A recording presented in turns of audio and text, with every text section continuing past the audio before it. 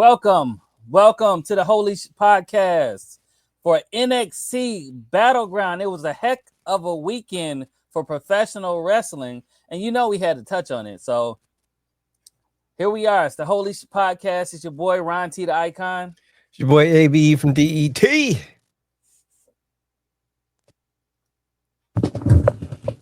My name is Chuck Jordan. I don't know why I forgot my mic. Oh, he just sitting there like, damn, where am I at? Hello? I'm over here looking like, where's my mic? And then it dawned on me. It's off to the side. Long weekend. Yeah. Happy Memorial Day. Happy Memorial Day, peoples. So, man, this is they had simultaneously going on for NXT Battleground was also AEW. What was it? Double or Nothing? Double or Nothing, and it was no fucking way that was gonna take credit over AEW. So that's why we're here today. Yeah. So, I mean, nothing against NXT. No, something is against you. I You are JV. I thought it was JV. I thought it was solid. But man, it's just I wish I could have been there for the post show yesterday because it was solid wrestling by AEW. Solid. Good job. Solid. But we're here for WWE now. No, I said NXT Battleground kicked off. Battleground kicked off amazing. With Sol Ruka versus Kalani Jordan. Of course, Sol Ruka had Zarya in her corner, and this was actually a great way to start off Battleground. It was a hard-fought match, but Sol Ruka retains with a mean soul snatcher to Kalani Jordan. But there was something that I did notice during this match, is that we had a little bit of heel tactics by Zarya. She rolled Sol Ruka out of the way when Kalani attempted the split leg moonsault. So, Chuck, do you suspect something heelish coming from Zarya in the near future? Do I suspect? She looked like a heel. Yeah. I already thought she was a heel. Right. It's one of those. I don't know if y'all remember. God, I don't want to use them as an example, but that's the only one I can think of. When R-Truth and the Miz was partners. Yeah, R-Truth was a face, and Miz was clearly a heel. Clearly, because he turned on him. This to me is one of them friendships. It's like you got one heel with a baby face. I've never liked friendships like that, but that they exist in real life. I mean, look at me and Ron. You know? Yeah. I'm clearly a heel, and we've been friends for over 20 years. Yeah. So he is a baby face for sure. And Ron is definitely a baby face. Little bit. Abe, what did you think of this match, though? Do you think there's some heel tendencies in Zarya as well? Oh yeah, it's bound to happen. I saw it when they was coming to the ring, just her whole energy. Yeah, she was too turned up. It's coming soon, man. Zarya versus Sol Ruka for the title. But this match, though, are we getting to that yet? Or yeah, this match was absolutely fire, man. They put on for the women's division. Oh yeah, man. First and foremost, they both high flyers, and they both do them. But Sol Ruka's top rope abilities, just everything from balancing on it look like she's surfing on the top rope to I think Kalani was the best partner for her. I mean, it feels like a rematch from when Kalani was champion when Sol was trying to take it from her, but now the roles is reversed. But shout out Chris. What's up, Chris? These two women put on a clinic, and I really enjoyed it. Definitely. But to me, the number one, hands down, clip it, click it, send it across the world. That soul snatcher off the top rope stole the goddamn show. Like, man. I was watching AEW yesterday. I hate to keep bringing it up, but you know, the women matches over there, they were just insane. And I'm not gonna lie, I'm not gonna be biased at all. This match was up there with what they did last night. The ladies across the board, professional wrestling is absolutely incredible. But that soul snatcher off the top rope, it's crazy. Yes, crazy. Something crazy. Here we go. Hold on. It's a little too bright. There we go. Too bright. I was looking into the sun.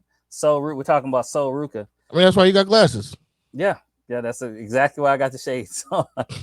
But yeah, this match was fire, man. Of course we suspected Sol Ruka to retain, but when they were about to, I thought they were actually going to do that that poison Rana off the top rope. I'm like, no, they're not.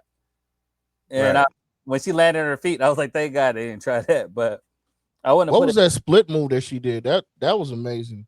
Cause she hit all tailbone and Kalani came down. Oh yeah, that the X Factor. Yeah, that was rope. Nice. Man, that was mean too. But moving on to the next match was a tag 1 second match. One second before you go to that. Shout out dudes at the ringside. Hey, bro, man, we definitely are trying our hardest. We about to link up soon with you, bro. Soon. This was random right here. We just doing the Battleground post show, but we'll be in touch. And shout out to Angel and everybody over on TikTok. Angel says, "What up, Chuck, Abe, and Ryan? What up, Angel? Hi, Angel. What up, Doug? Ron team. Floor is yours. Sorry." No, it's cool. We had a trios like match, as they would have called it in AEW. We keep bringing them up.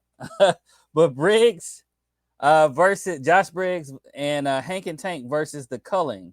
And this one was actually a pretty good match too. Izzy Dane was getting involved a lot, which I'm wondering why Hank and Tank doesn't have like a woman kind of on their team, because Izzy Dane is always getting involved in the matches, but Hank and Tank end up getting the pin.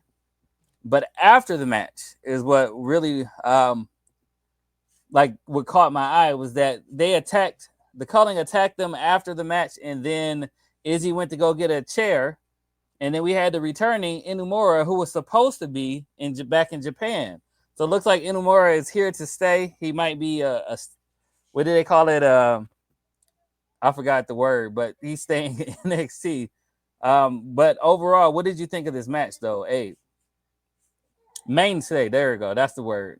A mainstay, yeah. I was gonna say employee because niggas get fired left and right in WWE. So I was gonna say he must got his green card, but that's foul. Wow, okay. I said it's foul. Hey, man, we got sponsors now. Chill out. I'm sorry.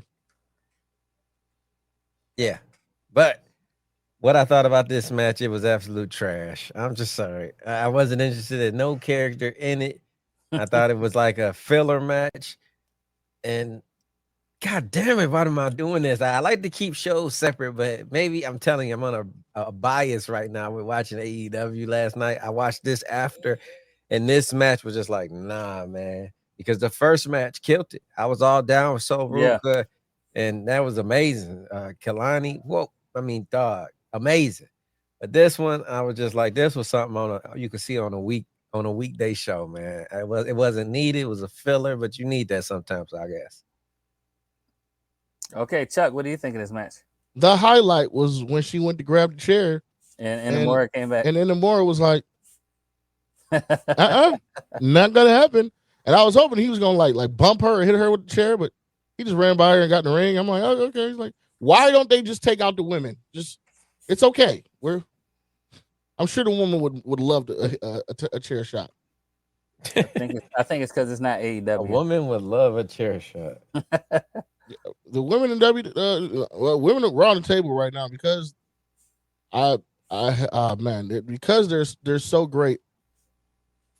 Not just in WWE, not just saying women's wrestling is the new it.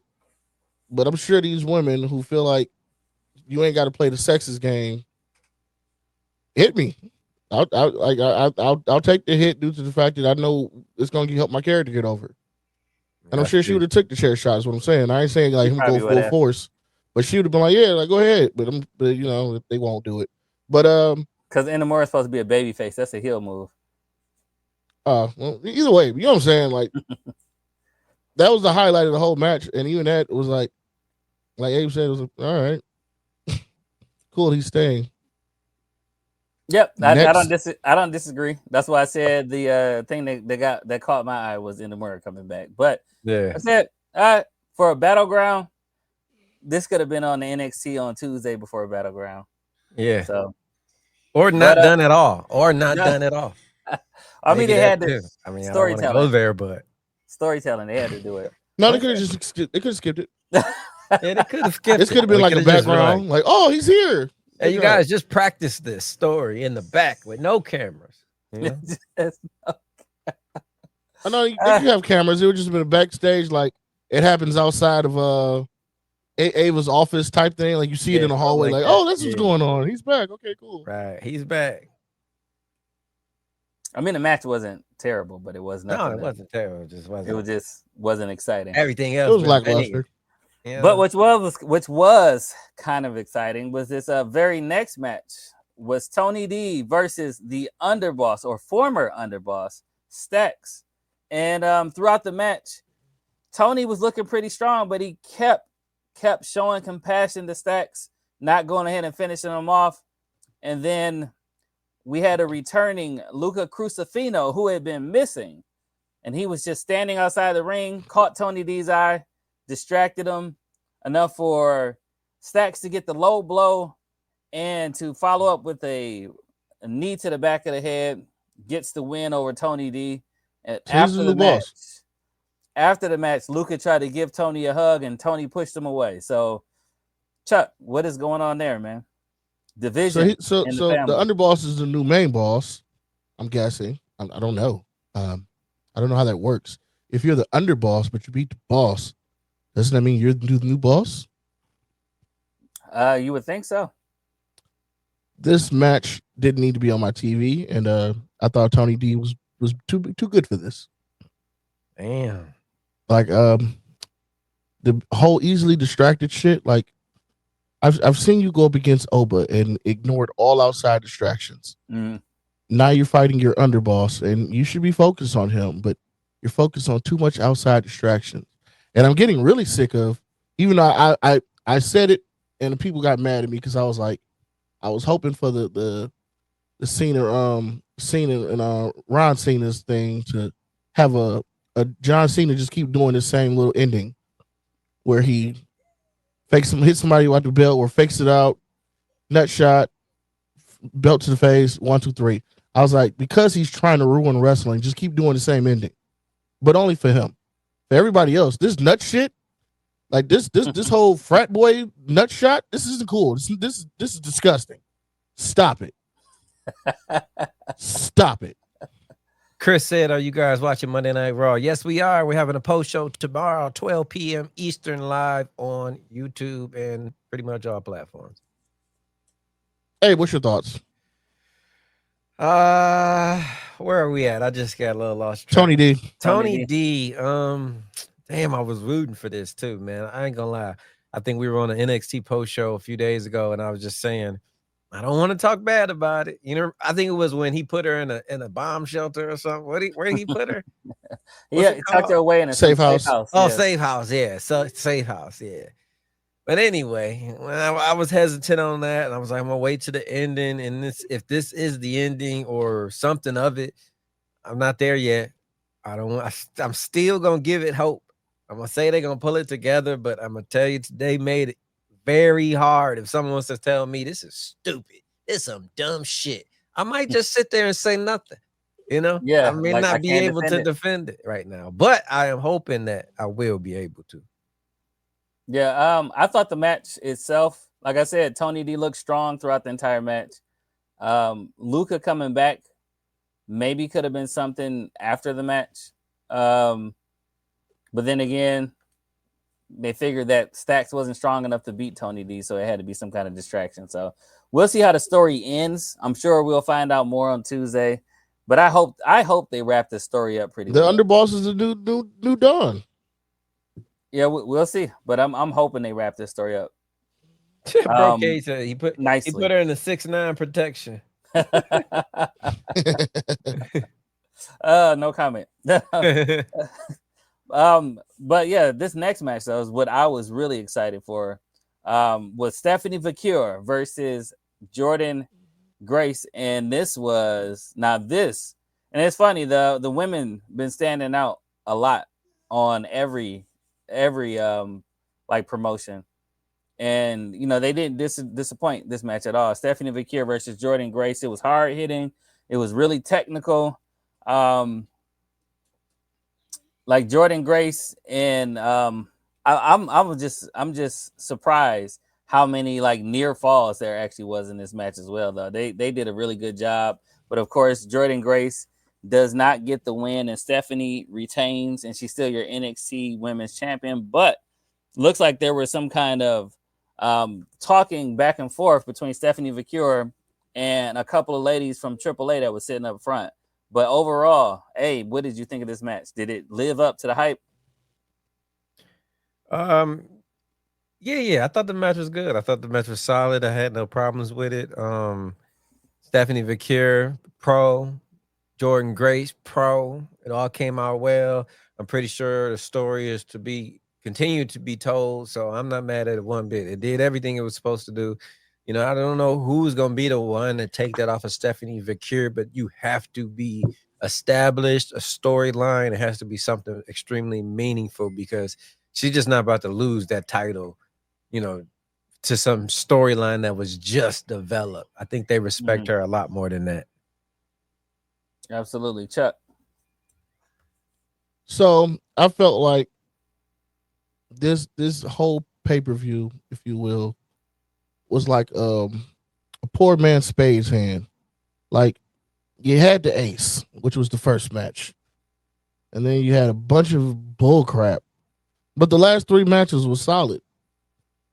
But the other 2 just kind of made me.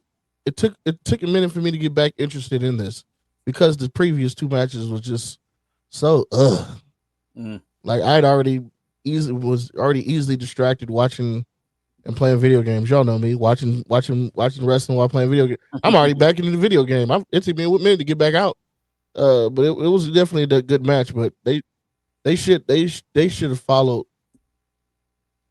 This match should have been before the underboss crap. Like it should have been second or third. It should have been third. That way it could have been like a roller coaster. Because right now it was like up, 2 straight down, and now we're trying to climb it back up. I honestly thought going into this that they were going to put the title on Jordan Grace, but the closer it got to it, I was like, nah, they're not gonna give it to Jordan yet. They're gonna let her work for it a little bit more. But yeah, solid match, man. I enjoyed this match a lot. Actually, what came up next actually surprised me that they did a segment like this on Battleground. But then they had Ricky Saints. Ricky Saints, your NXT North American champion, came out to address the NXT crowd and Ethan Page. And Ethan Page, of course, interrupts Ricky, comes out, tries to get in some type of scuffle, and Ricky gets the upper hand. And they will be opening the show Tuesday night. And I don't expect a clean finish on that as well. I think they're going to push this a little bit further down till maybe the next PLE that they got coming up. But yeah, it's supposed to be Ethan Page versus Ricky Saints starting the next NXT show. We lost Abe. So Chuck, what did you think of this whole segment with Ricky Saints? I was surprised that they did it. They didn't do this on like a post show or something like this. They should have did it on a post show because I wasn't interested. Ethan Page is my guy. All ego. But I was like, I kind of just start fast forwarding, trying to get to the next match. Yeah. I think it's gonna be a solid match though. But do you think I know it's gonna be a banger. I'm just saying I don't know why, but for pay-per-views, I don't really like talking. Like now is the time of action. Like I don't mind talking through like regular shows. That's when you get your character development off. For a pay-per-view, I'm just here for the wrestling now. Yeah, I don't want to hear no backstage segments or no come to the ring and talk to me now. Like no. This if you was gonna come to the ring, you'd be like, hey, bring your beat out here now. We fight now. Now it's like, okay, they're fighting now. Like it's interesting, but no, you're planning something for next time. I don't really give a damn. Yeah, my guess is that they probably had they probably cut the match from Battleground and then moved it to NXT. So maybe Ricky Saints and Ethan Page were supposed to have a match at first, but they could have just had Ava announce this Tuesday. Yeah, they could have. Fighting. I'm just ready to get to the Oba match. Yeah, that's how I was like too. Abe, you feel the same way that they could have kept this whole talking segment off of a Battleground, off of a PLE? I definitely agree 1,000%. We are here for pay-per-view. Pay-per-view is a professional wrestling. If I want a promo, I'll catch it on a weekday television program. Exactly. Yeah. All right. But this next match did not too much, man. Did not disappoint. This next match, man. Miles Bourne is impressive. So we had Oba Femi versus Miles Bourne. Miles Bourne was going for that NXT title. Before the match, though, on the way out to the ring, he had the NQCC with him, and everybody dapped him up, gave him high fives, except for Charlie. Charlie Dempsey looked him right in the face and just turned his back and walked away. So there is some clear tension in the NQCC, but the match itself was one heck of a match, man. Miles Bourne put up one hell of a fight. He even kicked out of one of the power bombs, so Oba had to finish him off with 3 power bombs and the pin and retains the title, but he definitely gained some respect from Oba Femi. Chuck, your thoughts on this match right here? Like Booker said, this was nothing but meat. I even like how Evan even picked, like, manhandled Oba for a second, and I think that was like the point you see in Oba's face. Like, all right, let me end this. Serious. Like, like at first he seemed like he was trying to toy with him, but after that, I'm like, oh yeah, he sees that he can be a threat, and that's like, Oba may not respect you, but he respects that you may be able to beat him, and that's when he pulls out all the power moves, if you will, and. But then, yeah, like Booker said, this was meat. Yeah. Hey, what were your thoughts on this match? Yeah, I thought it was solid. It went as expected. I like. I'm never gonna call him Randy Jr. again. You know what I mean? So he has earned his own name now, and Evan Bourne. Am I saying it right? Miles Bourne. Evan Bourne was the guy that caught the RKO doing that flip. Oh yeah, you're right. Okay, damn. I'm talking about he earned his name, and I don't even know his name. But I never knew it. I always knew it was Randy Jr. Hey, I'm gonna figure out your name, Bourne, Jason Bourne, Miles Bourne, Bourne Identity. One of them Bournes. One of them born Randy. The Bourne Identity. Your Bourne Identity, man. Here you go, man. Holy Shhh Podcast. Yeah, man. You get the A in my book. Yeah, he definitely does remind me of a young Randy, though, man. But like, not Randy when he first came in, like Randy right when he was in that group with Triple H and all of them. That's the Randy he reminded me of, and I wouldn't be surprised if he would have tried to hit Oba with an RKO. He would have got a pop for that, though. Definitely. But yeah, shout out to Miles Bourne, man. He's definitely a contender. I don't see him ending the year without a title on his shoulder. Some title, whether it be the North American title or the NXT title. So shout out to him, man. Great match. Shout out to him. Then they had a small backstage segment, which I did not mind this one. So Stephanie Victoria in a shouting match with 2 women from AAA, and then JC Jane came out of nowhere and said, "Hey, Stephanie," and slapped her in the face. And then security got involved, separated them. So we got something going on with JC Jane and Stephanie Victoria. JC Jane's not going to be the one to take the title, but they should definitely put on a good match. Definitely not. They should definitely put on a good match. That slap was loud. Yeah, that slap was loud, though. A lot of people been getting reckless with these slaps lately, man. It all started because of Big Jim. Big Jim, he smacked the shit out of Gunther and everybody else. I thought it started before that. I thought it started because of what's his name, blowing out Cody's eardrum. That was the first that was one. it too. Logan Paul with CM Punk smacked the shit out of him, bust his mouth open. Hey. People getting really hectic with these slaps, man. Facts. I know before this last match, they did have a little segment with Mike Santana, I believe that's his name, from TNA. Yep. He was back and he was saying that he was planning to face whoever wins the main event match between Trick Williams and Joe Hendry, and it's the TNA title coming on the NXT.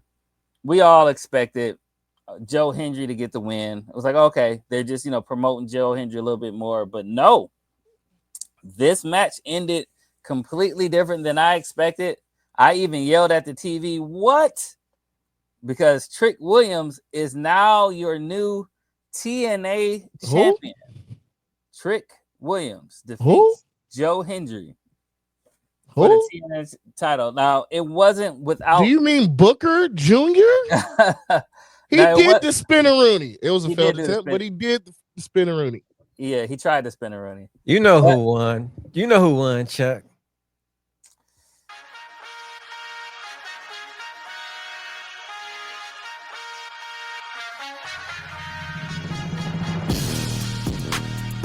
Whoop that trick.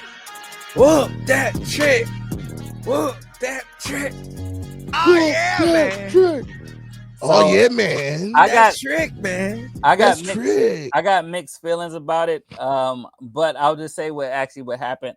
They had one moment Trick Williams went out to get the title to act like he was going to hit Joe Hendry with it. The ref took it from him, but then Joe Hendry went to go put him in some kind of move, and he put a thumb in his eye, and then Trick dropped him. Oh well, no, he went to go hit him with the title.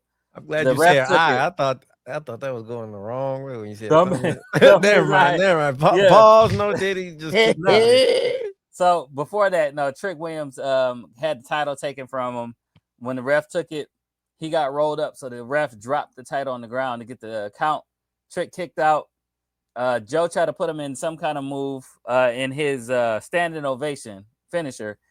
Trick Williams put his thumb in his eye, picked him up, slammed him onto the title. Joe Hendry hit his head on the title. Trick came up. Did he hit him with the trick shot? Did the pose. Yeah, hit him with the trick shot. Hit him with the trick shot. Got the win and is now the TNA champion. I'll go with Abe first. What did you think of the match though itself? This match was solid. This saved the card. I was losing hope. I wasn't impressed after the first match. I don't think I was too much impressed by nothing. But this saved the card. Great main event. Trick Williams becoming the new TNA. Trick Williams becoming the new TNA champion is just dope, man. I think it opens so many more doors to what you can do with him as far as creativity. Santana back there. And for those who don't know, Santana Ortiz were one of the greatest AEW tag teams of all time. They had some inner turmoil and they separated. There's no hard feelings. Santana went on his way. Ortiz is somewhere kind of drifting still in AEW.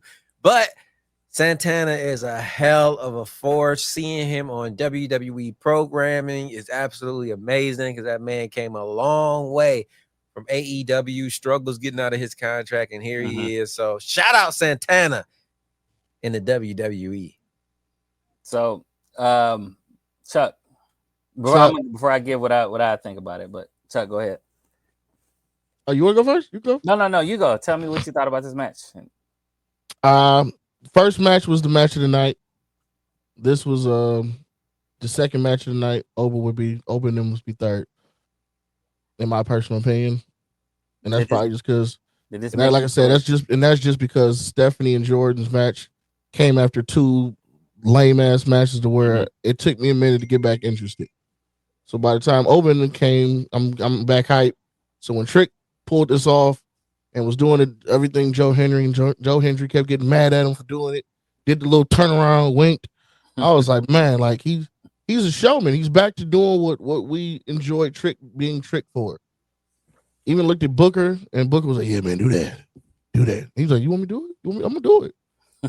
did the whole spinneroonie, failed, but he attempted the spinneroonie. Like I said, man, this was one of those.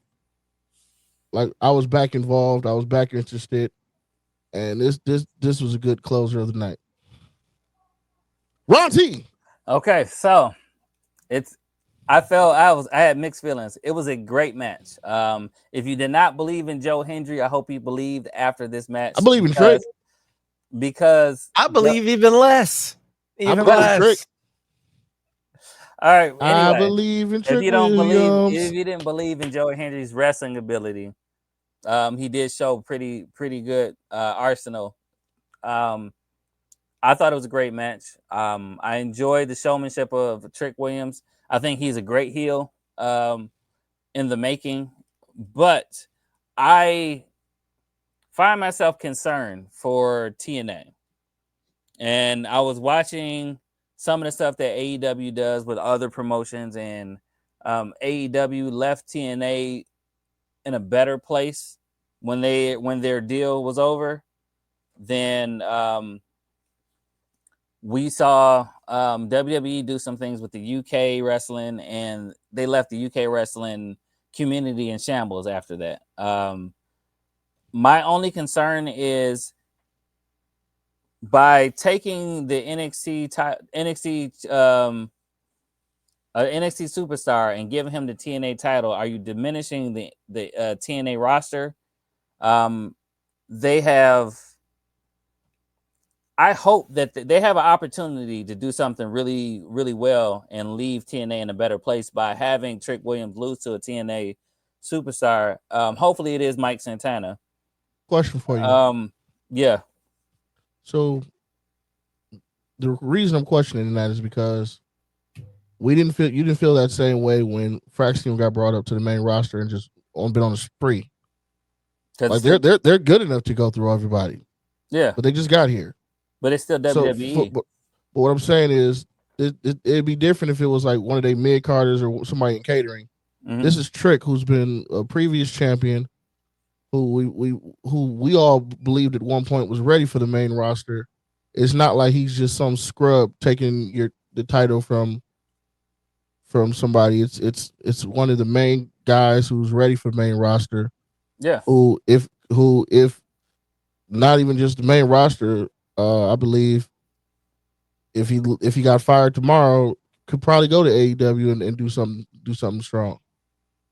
So it's like I'm not saying what you're saying is wrong. I'm just saying like it's a difference between a mid card crap or a guy who's your one of your top stars is taking the belt from another company. Go ahead. But it's from another company. That's the only thing. I'm like, so it's great for NXT. It's great for Trick Williams. It's great for his stock, which was low leading up to this. And we were talking about Trick Williams' stock dropping. This is great for him. But it could be great for TNA because it could bring viewers over to TNA that haven't really watched it because Trick Williams is over there. So that would be great for them. But WWE has a pattern.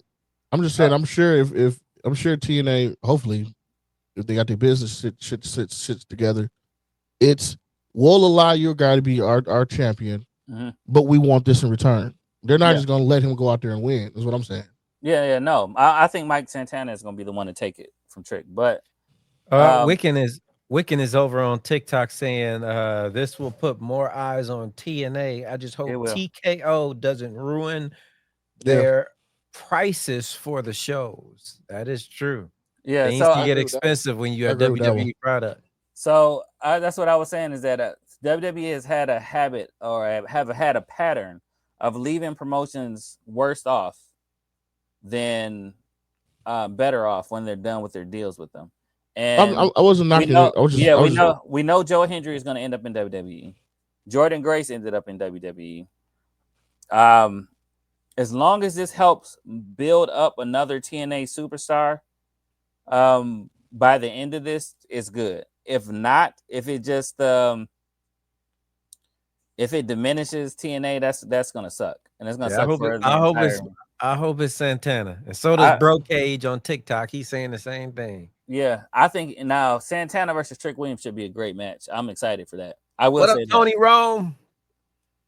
But yeah. Like I said, it definitely leaves Trick Williams in a better place.